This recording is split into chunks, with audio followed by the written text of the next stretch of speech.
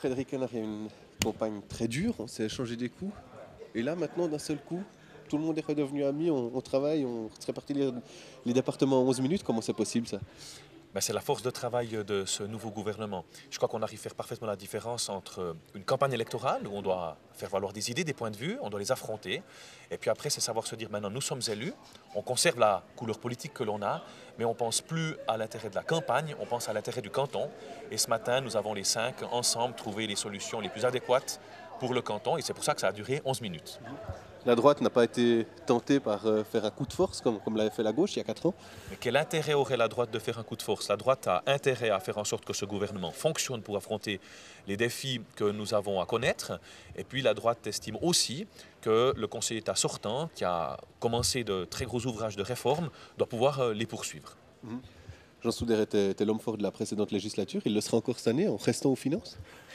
Écoutez, le Conseil d'État est une entité collégiale, il appartiendra au Conseil d'État de prendre les mesures qui s'imposent, mais il est évident qu'en étant sortant et en charge du département, notamment des finances, on a une emprise sur les autres départements naturels et légales, si je peux m'exprimer ainsi. Vous avez choisi l'économie, pourquoi?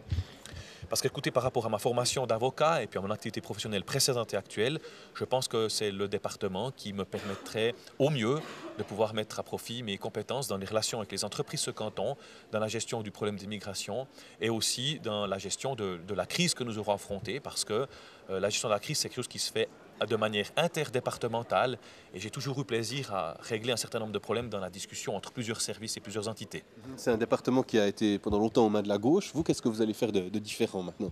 Alors écoutez, avant de savoir ce qu'on va changer dans ce département, on va analyser les problèmes qu'il pourrait y avoir. On va pouvoir poser un certain nombre de points. Mais je rappelle que ce département, il doit avoir la marque de son chef de département. Et je mettrai la marque Frédéric Hénard comme mon prédécesseur Bernard Sogol a mis la sienne.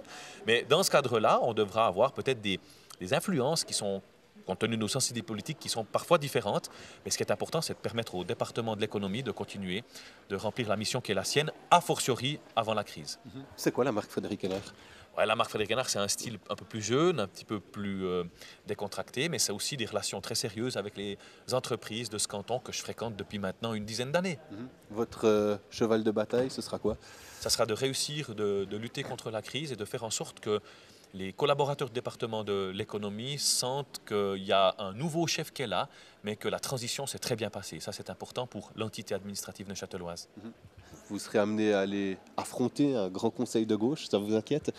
Non, écoutez, moi, je vais démissionner ce soir en tant que conseiller général de droite dans une ville de gauche. J'ai appris à faire passer mes idées par la discussion et la négociation. Et c'est véritablement ce que nous devrons faire avec le Grand Conseil. Mais je rappelle que pour être bien devant le Grand Conseil, il faut être bien au sein du gouvernement, ce que nous avons démontré ce matin.